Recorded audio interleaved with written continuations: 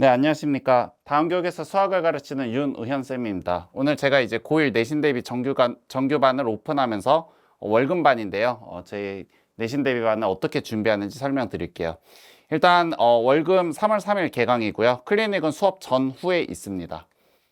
수업 구성부터 말씀드릴게요. 3월하고 4월하고 조금 내용이 다릅니다. 3월에는 아무래도 학생들을 이렇게 다져주는 용도로 제가 준비한 프린트인 내신 유형 핵심 정리, 줄여서 이제 내액정이라고 하는데 내액정 위주로 수업을 합니다. 그래서 이제 오자마자 30분 정도 간이 테스트를 봅니다. 근데 물론 이제 첫날은 테스트가 없습니다.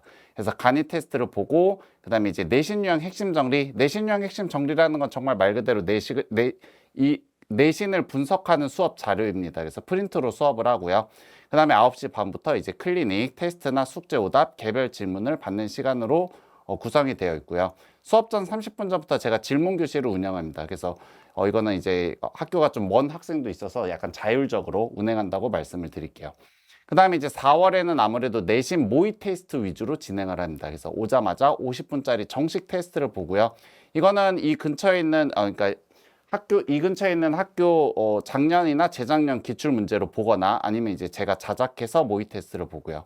그다음에 이제 테스트 풀이를 하고 이제 테스트 리뷰 프린트라고 비슷한 문제 유형 모음집이 있습니다. 그래서 그 테스트를 풀고 마찬가지로 개별 클리닉을 하고 이제 끝나는 형태로 되어 있습니다. 그래서 아무래도 제가 준비한 거는 이제 내신 유형 핵심 정리, 내신을 분석하는 수업 프린트 위주로 수업이 진행되고요. 4월에는 약간 테스트 리뷰, 그러니까 학생들이 진짜 아는지 확인하는 프린트 위주로 진행한다고 생각하시면 될 것 같아요. 개인별 오답 노트는 매회차 나갑니다. 그래서 학생들이 숙제나 테스트에서 틀린 문제를 집에 갈 때 다 모아서 주거든요. 그래서 다시 한번 풀릴 수 있게 하고요. 그 다음에 이제 학교별로 학프나 부교재가 있는 경우에 변형 문제 파이널 자료로 나가고요. 마찬가지 파이널 내신 모의 테스트 파이널 자료로 나갑니다. 그래서 학교별로 나간다는 걸 말씀을 드릴게요. 제가 오늘 이제 드릴 메인 주제인데 5등급제에서 내신 대비의 가장 중요한 포인트가 뭘까에 대해서 조금 말씀을 드릴게요. 아무래도 이제 등급제가 바뀌었고요. 그 다음에 이제 학생들이 항상 시험을 보고 나면 어머님들도 뭐 항상 느끼시겠지만 학생들이 가장 많이 하는 말이 뭐죠? 실수했다. 내가 이거를 풀 수 있는데 실수를 해서 틀렸다. 그래서 사실 그 말이 아예 틀린 말은 아닙니다. 그러니까 뭐 학생들에게 만약에 시간을 무제한으로 주면 학생들 대부분 다 그 문제를 풀 수 있을 거예요. 진짜 학생들이 풀 수 없는 킬러 문제는 뭐 한두 문제에 지나지 않거든요. 그래서 아무래도 이제 고난도 문제부터 기본 문제까지라고 한다면 이 중에서 상급, 중상급의 문제를 빠르고 정확하게 푸는 훈련이 무엇보다 중요할 것 같아요. 그래서 게다가 5등급제로 바뀌다 보니까 이제 고난이도 문제를 누가 잘 푸냐의 싸움도 물론 중요하지만 틀리지 않아야 할 문제를 안 틀리는 게 제가 생각할 때 너무 중요합니다. 그래서 저는 사실 방학 프로그램부터 약간 이거를 타겟으로 꾸몄거든요. 그래서 지금 정규반에서 방학 프로그램으로 하고 있는 프로그램이 피드랑 피드 플러스인데 피드는 정확히 중에서 중상급, 상급의 문제를 적응하고 훈련하고 확인하고 반복하는 프로그램 위주로 구성되어 있어요.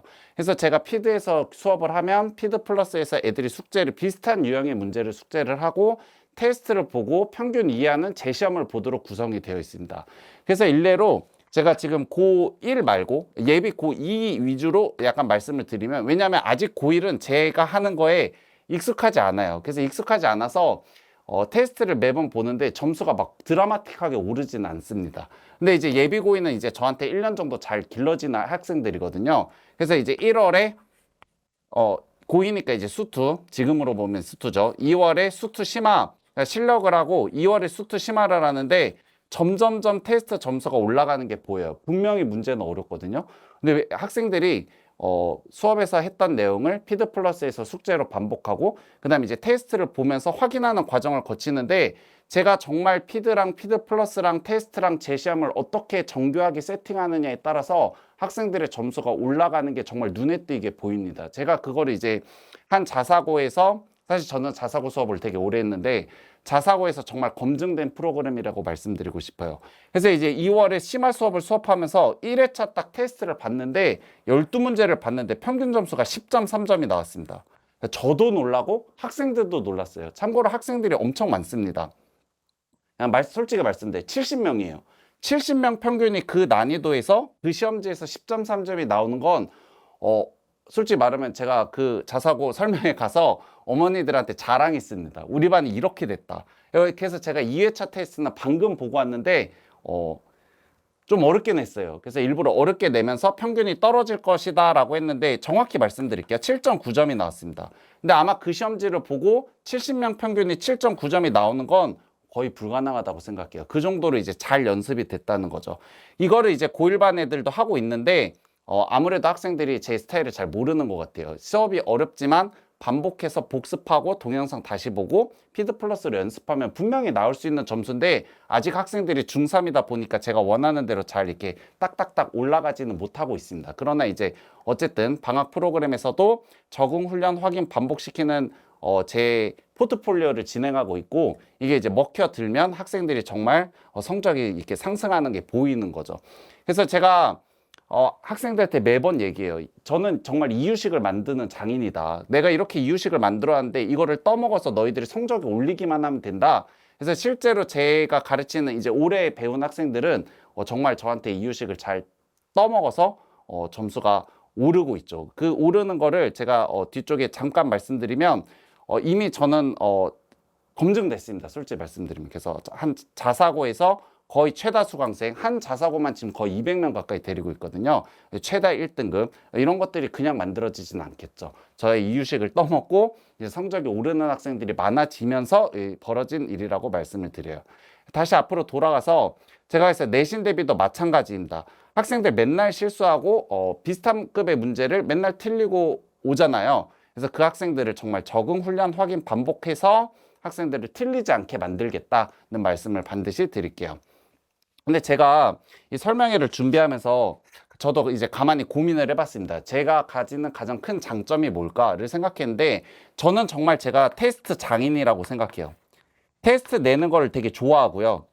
학생들이 이거를 풀까를 생각하는 것도 되게 저한테는 어떻게 보면 큰 즐거움입니다. 그리고 이제 테스트를 냈을 때 문제가 어려워짐에도 불구하고 학생들의 점수가 오를 때 그래서 이제 테스트를 아무 문제나 그냥 던져주지 않아요. 제가 수업을 하고 수업에서 내용했던 것들을 약간만 변형하거나 조금 더 응용시키거나 약간 생각할 수 있게 그렇게 보고요.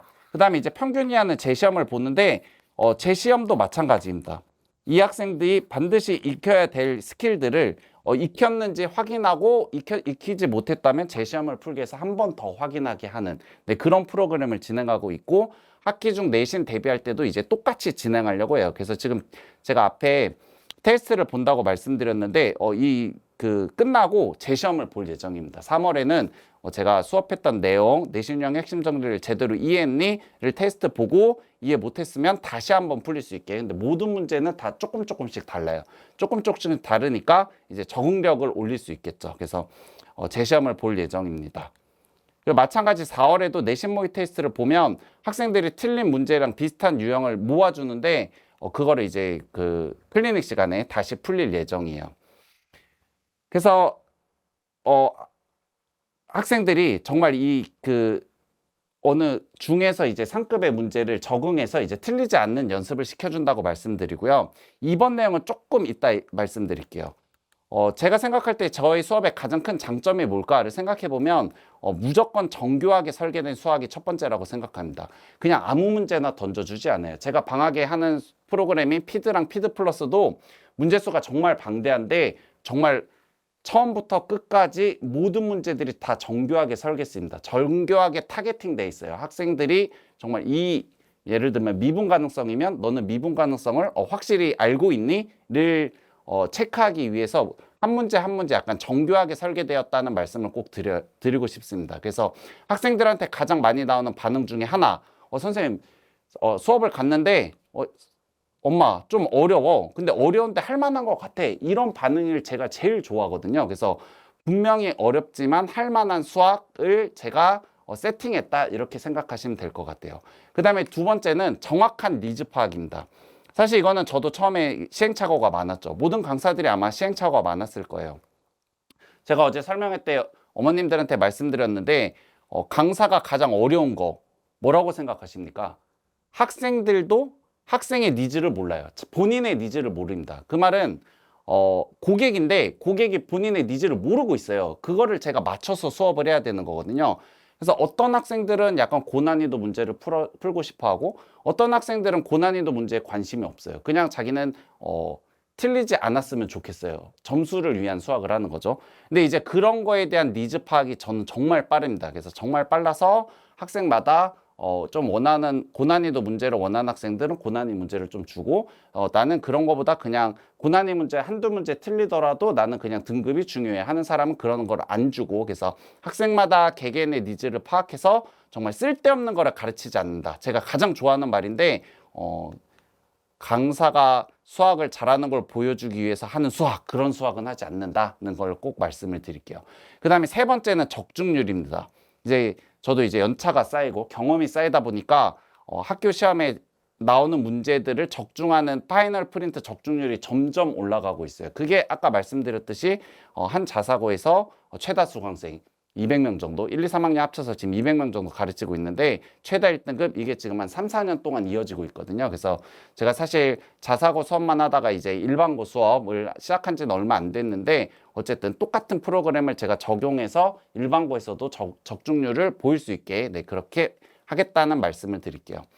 그 다음에 이제 마지막으로 어머니들이 가장 많이 하는 질문. 우리 애는 계산 실수가 너무 많아요. 계산 실수를 줄이는 방법은 뭔가요? 이렇게 물어보시는 분들이 많은데 제가 생각할 때 계산 실수를 줄이는 방법, 어떤 특정한 하나의 훈련이란 건 없습니다. 그런 건 없고요.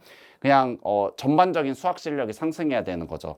뭐 영상을 다시 본다거나 고난이도 문제를 푼다거나 아니면 타임 어택을 한다던가 쉬운 문제 놓고 뭐 10분 만에 5문제 풀기, 6문제 풀기 뭐 이런 훈련들이 쌓여서 전반적인 수학 실력이 상승돼서 문제보다 내가 수준이 높아질 때 우리가 초등학생 문제를 풀면 실수하지 않잖아요. 그래서 문제보다 내가 두세 수 높아져야 실수를 하지 않지 어떤 계산 실수를 줄이는 특별한 방법 이런 거는 저는 없다고 봐요. 그래서 내신 대비반에서도 마찬가지 타임 어택을 할 거고 쉬운 문제 빨리 풀기, 정확히 풀기 그 다음에 고난이도 문제 조금 주고 그것도 마찬가지 시간 내에 풀어보기 뭐 이런 연습을 통해서 전반적인 수학 실력을 상승해서 계산 실수를 줄이는 게 맞다. 저는 개인적으로 그렇게 생각하고 있습니다. 물론 이제 오답도 그 중에 하나가 되겠죠. 그래서 수업이 끝날 때 매번 오답 노트가 나갑니다. 개인별 오답 노트가 나가서 본인이 틀린 걸 다시 풀어볼 수 있게 그렇게 구성했다고 말씀을 드릴게요. 제가 가장 자부심을 가지는 건데 수학학원에 까다로운 학생일수록 저한테 만족합니다. 수업에 만족하는 거는 저는 너무 오랫동안 봐왔기 때문에 수학학원에 까다롭다? 그럼 저한테 보내주시면 될 것 같아요. 이상 수강 후기 한번 읽어보시고요. 오늘의 설명회는 여기까지 마치겠습니다. 네, 감사합니다.